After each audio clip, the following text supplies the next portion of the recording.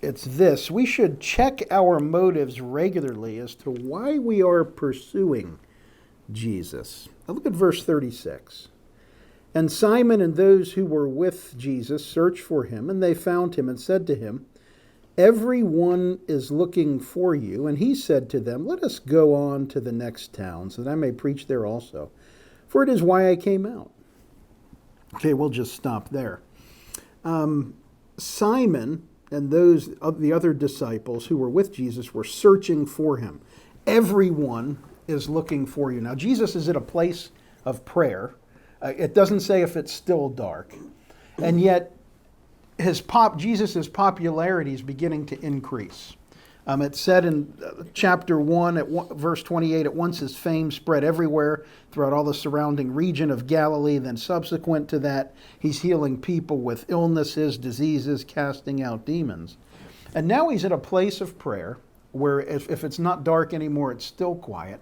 The disciples search for him and find him, and they have a couple of opportunities. A couple of options. They say everyone's looking for you. There's a lot of excitement going on there.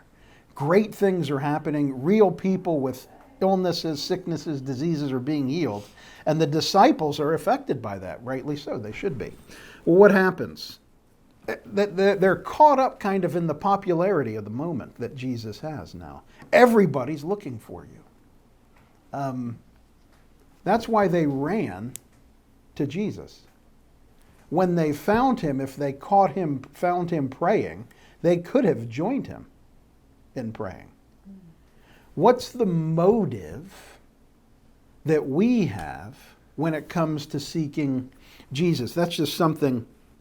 Is it for his presence, for the purpose of prayer, or is it for popularity? Or could have been more concerned about Jesus' popularity with the crowds than being present with Jesus. Now I'm going by what's revealed here based on the immediate context.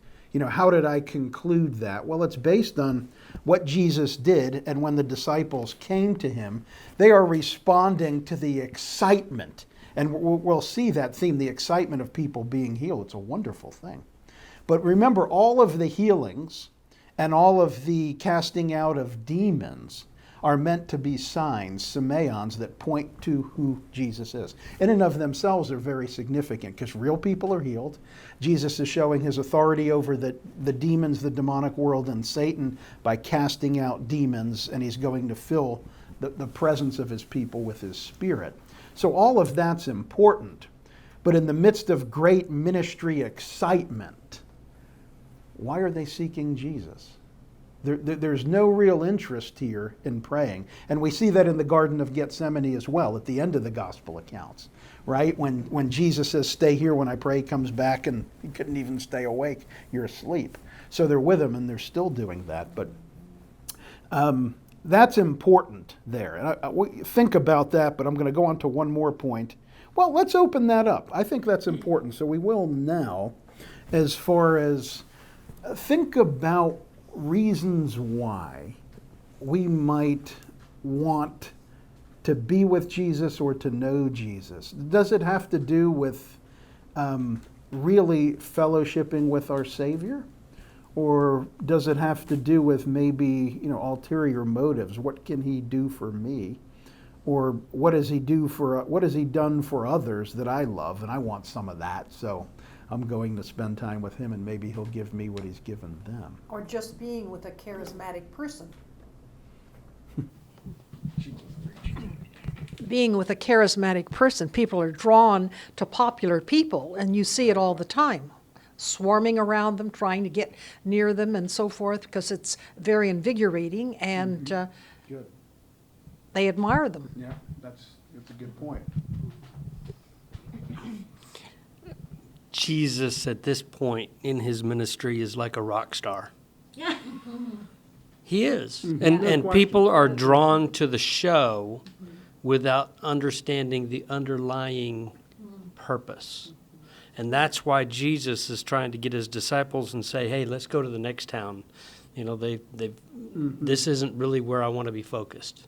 This isn't where my ministry is. This isn't what it's all about.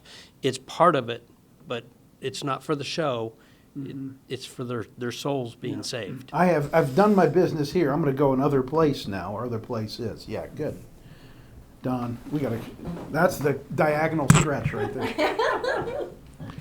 I agree with what you said there, Bert, because one of the things that popped in my head about that whole experience is recalled back to experience I've had in my own lifetime, being in charismatic circles and seeing how it goes from what I believe to be true worship into something that's not.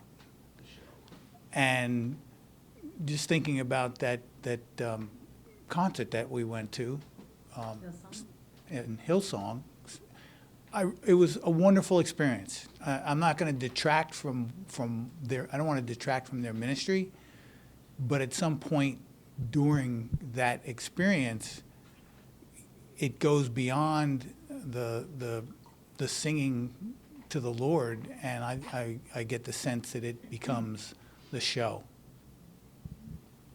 And that's not what God was about. That's not what Jesus was about. He wanted his message proclaimed. So.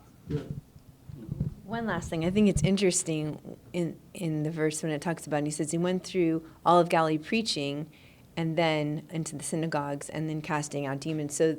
So when we see that happening, it's not just the signs and wonders, but the word is being spoken. The truth is being relayed, and then the signs and wonders come. And I think it's a great model for us to remember, not to say that God is in a box, but just to say that the word, we should always be in obedience to the word, and that always comes first. But not saying the signs and wonders can't be there. God can do whatever he wants. Right. But it's just a great pattern to look at Jesus. Yeah, that's good. That's going to take us.